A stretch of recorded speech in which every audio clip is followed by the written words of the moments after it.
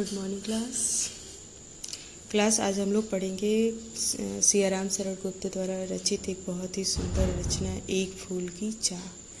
एक फूल की चाह किस प्रकार की रचना है, उसके द्वारा कवि हमें क्या बताना चाहते हैं, उसके पहले हम थोड़ा सा सियाराम शरण गुप्त के बारे में जान लेंगे। देखिए, सियाराम शरण गुप्त का जन्म झांसी के निकट चीर गांव में सन 1895 में हुआ था। राष्ट्रकवि मैथिली शरण गुप्त इनके बड़े भाई थे और गुप्त जी के पिता भी कविताएं लिखते थे। इस कारण परिवार में ही इन्हें कविता के संस्कार स्वतः प्राप्त हुए। गुप्त जी महात्मा गांधी और विनोबा भावे के विचारों के अनुयायी थे। इसका संकेत उनकी रचनाओं में भी मिलता है। गुप्त जी की रचनाएं का प्रमुख गुण है कथात्मकता। उनकी रचनाओं में कथात्मकता होती थी, यानी जो कोई कथा ऐसी होती थी, कोई ऐसी कहानी होती थी जिसको वो अपने रचनाओं के माध्यम से चरितार्थ कर देते थे। इन्होंने सामाजिक कुरीतियों पर करारी चोट की है। देश की ज्वलंत घटनाओं और समस्याओं का जीवंत चित्र प्रस्तुत किया है। इनके काव्य की पृष्ठभूमि अतीत हो या वर्तमान, उनमें आधुनिक मानवता की करुण यातना और द्वंद्व समन्वित रूप में उभरा है। सियाराम शरण गुप्त की प्रमुख कृतियां हैं मौर्य विजय, आर्द्रा, पाथेय, मृण्मयी, उन्मुक्त, आत्मोत्सर्ग, दुर्वादल और नकुल।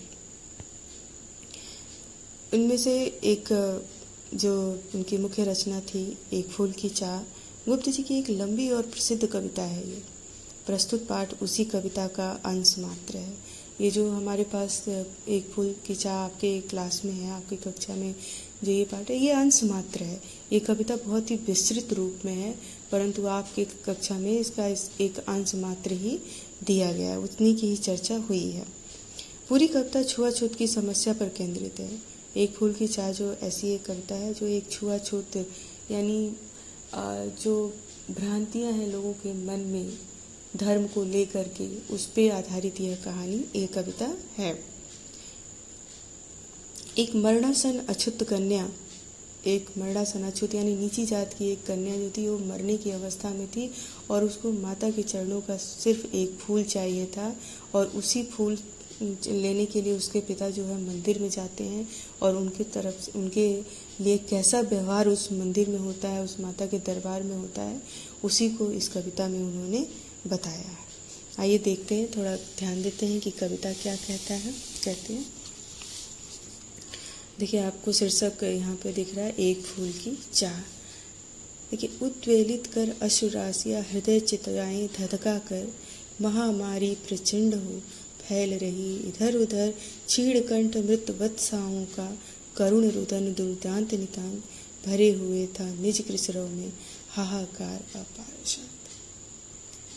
सियाराम शरण गुप्त जी जो हैं वो इन पंक्तियों के द्वारा बता रहे हैं कि एक महामारी थी उस समय फैली हुई और जिसके कारण वहाँ के जितने लोग थे सब लोग क्या थे, बिल्कुल बहुत ही हतोत्साहित थे। उस महामारी के चपेट में जो कोई भी आ जाता था उसको मृत्यु संभव हो जाती थी।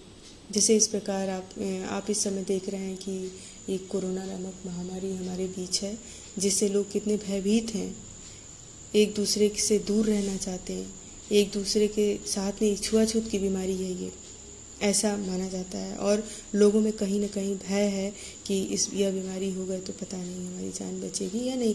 ऐसी ही स्थिति इस समय तो साइंस बहुत तेज है तो बहुत सारी चीज़ें आसान हो गई हैं, लेकिन उस समय जिस समय की यह घटना सियाराम शरण गुप्त जी ने बयां किया है, उस समय ऐसा टेक्नोलॉजी नहीं था, ऐसा साइंस हमारा नहीं था कि उस बीमारी से बचा जा सके।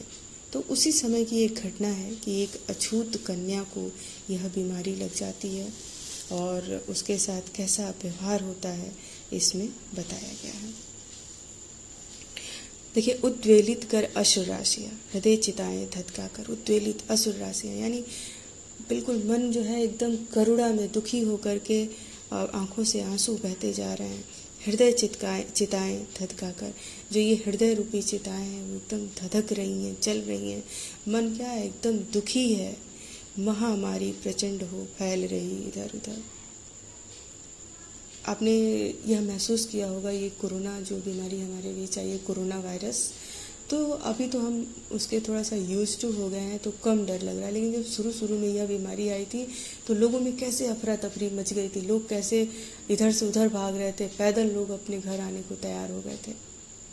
तो उस समय भी इस बीमारी को देख करके लोगों के मन में एकदम हाहाकार मची थी, त्राही त्राही मची थी। चारों तरफ लोग परेशान हैरान थे और उनका जो मन था वो एकदम चिता की भांति जल रहा था। और जिस तरह से यह बीमारी फैल रही थी उसको देख करके वे सभी लोग क्या रहे थे, एकदम चिंतित और शोकाकुल थे, डर रहे थे। फैल रही थी इधर उधर वो बीमारी, क्या थी, चारों तरफ फैल रही थी। क्षीण कंठ मृत वत्साओं का कर्ण रुदन दुदांत नितांत, भरे हुए था निज कृष्णों में हाहाकार अपार शांत।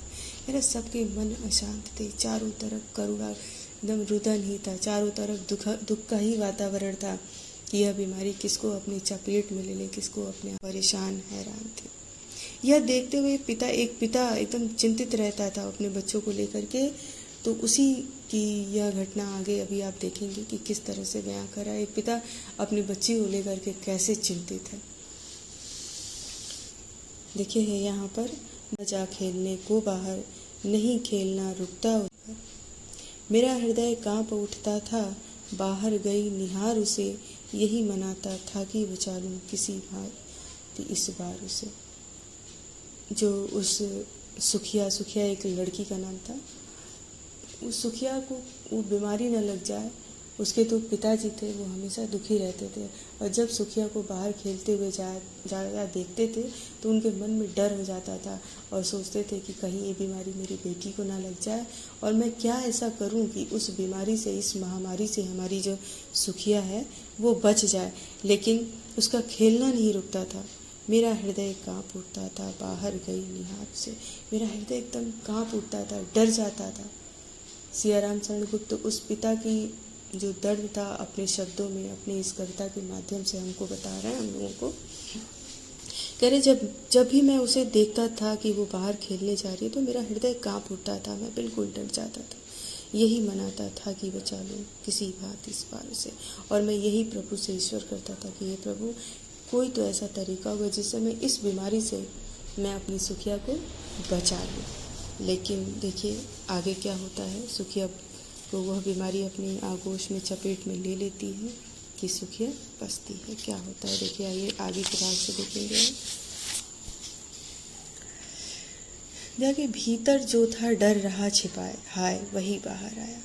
उसका पिता जो है, सुखिया के जो पिताजी हैं, वो कहते हैं कि मेरे मन के भीतर एक डर था जिसको मैं ये तो सोचता था कि सुखिया बाहर खेलने जा रही है तो कहीं ना कहीं उसको बीमारी लग जाएगी, लेकिन मैं उसको मानने को तैयार नहीं था। और वही डर, मेरे हृदय में जो डर था वो क्या हुआ, वो अब बाहर आ गया। एक दिवस सुखिया के तन को ताप तप्त मैंने पाया। एक दिवस यानी एक दिन मैंने सुखिया के शरीर को बुखार से तपता हुआ पाया। ज्वर में बिहवल हो बोली, वह क्या जानूं किस डर से डर, मुझको दे दो देवी के प्रसाद का एक फूल ही दो लाकर। एक दिन मैंने देखा कि सुखिया बाहर से खेलकर जब घर को आई, उसका पिताजी कहते हैं उसके सुखिया के कि ये आई तो मैंने उसका शरीर देखा तो बिल्कुल तप रहा था, बुखार से तप रहा था। और न जाने किस डर से सुखिया के मन से यही निकला कि मुझे बस एक फूल ला करके दे दो और मुझे देवी का प्रसाद एक जो है वो फूल के रूप में ला करके दे दो। देखिए उसके बाद क्या होता है, क्रमशः कंठ छिड़ हो आया, शिथिल हुए अवयव सारे। उसके पिताजी कहते हैं सुखिया के कि और धीरे धीरे उसका जो कंठ है वो छिड़ होता है, यानी जो उसकी आवाज़ थी वो धीरे पड़ गई और शिथिल, उसके शरीर जो है वो स्थिर होने लगे। यानी ऐसा लग रहा था कि अब बुखार के कारण उसके शरीर में जान नहीं है। बैठा था नव उपाय की चिंता में मैं मन मारे। सुखिया को इस हालत में देख करके सुखिया के पिता कहते हैं कि मैं बैठा था एकदम गंभीर चिंता में कि इस बीमारी से मैं अपनी सुखिया को कैसे उबार लाऊं, कोई तो ऐसा नया उपाय हो जाए जिससे मेरी सुखिया बच जाए। फिर क्या होता है, जान न सका न प्रभात सजग से, हुई अलस कब दोपहरी, स्वर्ण घनों में कब रवि डूबा, कब आई संध्या गहरी। सुखिया के पिताजी कहते हैं कि मैं कुछ नया उपाय सोच रहा था कि मैं अपनी सुखिया को किसी प्रकार, और इसी चिंता में डूबे डूबे कब सुबह से शाम हो गई और सुबह से शाम हो गई, शाम से रात हो गई, दोपहर से शाम हो गई। मैं ये समझ ही नहीं पाया। रात का बैठा और सुबह हो गया, सुबह से दोपहर और दोपहर से शाम हो गया और मुझे कुछ उपाय नहीं सूझा। आगे देखिए क्या है। सभी ओर दिखलाई दी बस अंधकार की ही छाया, छोटी सी बच्ची को ग्रसने कितना बड़ा तिमिर आया। लेखक कह रहा है कि उसका पिता जो है वो सोचते सोचते कि कौन सा ऐसा उपाय करूं कि मेरी सुखिया ठीक हो जाए, स्वस्थ हो जाए, और उसको सोचने गंभीर चिंता में बैठे बैठे कब उसकी रात से सुबह हो गई, सुबह से दोपहर और शाम हो गई और उसे पता नहीं चला। और इसके बावजूद उसके पास निर्णय क्या लिखना कि चारों तरफ अंधकार ही अंधकार है, यानी कोई रास्ता उसे नहीं सूझ रहा। छोटी सी बच्ची को ग्रसने कितना बड़ा तिमिर आया, और वह सोचने लगा कि इस छोटी सी बच्ची को अपने आगोश में लेने के लिए ये अंधकार रूपी महामारी, कितना बड़ा महामारी आया। ऊपर विश्रित महाकाश में जलते थे अंगारे सारे, झुलसी सी जाती आंखों में जगमग जगते तारों से। बुखार से, जो सुखिया को बुखार हो गया था, तो वही लेखक कहते हैं, उसके पिताजी कहते हैं कि उस बुखार से जो सुखिया का शरीर था वो अंगारों की भांति जल रहा था, और उसी में उसकी आंखें और वो झुलस जाती थी। उसके जो तारे जैसे सुंदर सुंदर चमकीले आंखें थे, वो उसकी बीमारी में, महामारी में सब दिन प्रतिदिन झुलसते नजर आने लगे थे। आइए आगे देखते हैं। देख रहा था जो सुस्थिर हो, नहीं बैठती थी क्षण पर। कभी देखिए क्या कहना चाह रहा था, उसके पिता की वेदनाओं को कैसे आपके सामने प्रकट कर रहा है, और कह रहा है कि सुखिया का पिता कहता है कि मैं देख रहा था जिस लड़की को, जो एक क्षण, एक सेकंड के लिए कहीं पर स्थिर होकर नहीं बैठती थी, हाय वह चुपचाप पड़ी थी।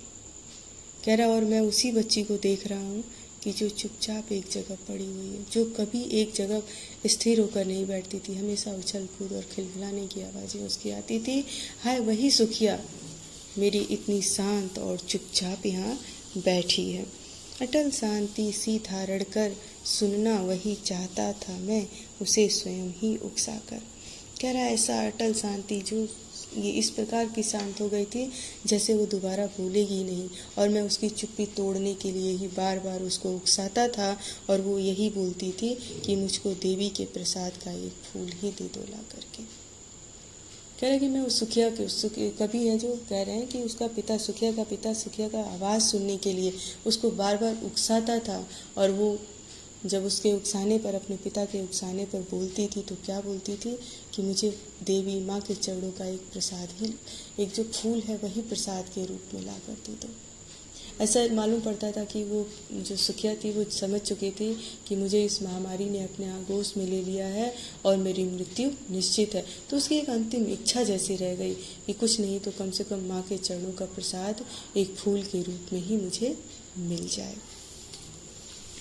आप समझ सकते हैं कि इतनी बातें सुनकर के एक बेटी के पिता की कितनी बड़ी वेदनाएं होती होंगी और कितना दुखी होता होगा। अब आइए देखिए। ऊंचे शैल शिखर के ऊपर मंदिर था विस्तीर्ण विशाल। अब अपनी बेटी की इच्छाओं को पूरी करने के लिए सुखिया का जो पिता था वो फूल, माता के चरणों का फूल लाने के लिए तैयार हुआ। तो माता का मंदिर कहाँ था उसके बारे में बताया गया है। क्या? ऊंचे शैल शिखर के ऊपर, यानी ऊंचे पहाड़ों के ऊपर एक मंदिर था, विस्तीर्ण, विस्तार और बड़ा सा। स्वर्ण कलश सर्जित विकसित थे और उस मंदिर पे सोने का कलश सजा हुआ था। पाकर समुदित रवि गरजा। मंदिर के ऊपर जो स्वर्ण कलश था वो एकदम सुंदर लगता था जब रवि की किरणें, सूर्य की किरणें उसके ऊपर पड़ती थी। दीप धूप से आमोदित था मंदिर का आंगन सारा।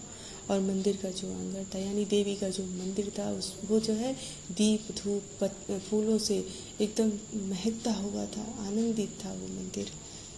गूंज रही थी भीतर बाहर मुखरित उत्सव की दार। और भीतर और बाहर ही क्या था, मंदिर में जो भजन कीर्तन चलता था वो चारों तरफ गूंज रहा था।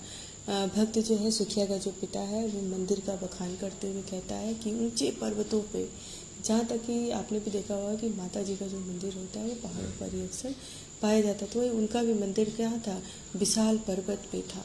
और जो मंदिर के ऊपर कलश था उस पर सूर्य की किरणें जब अपना छटा बिखेरती थी तो मालूम पड़ता था वो स्वर्ण कलश है। और मंदिर के अंदर धूप बत्ती की सुगंध आती थी, आमोदित उससे सजा हुआ था। और मंदिर के अंदर उनके भक्तजन जो थे वो भजन कीर्तन कर रहे थे। क्लास आज के लिए बस इतना ही। Thank you. अगली क्लास में हम लोग इसके आगे के अर्थ पर चर्चा करेंगे। Thank you.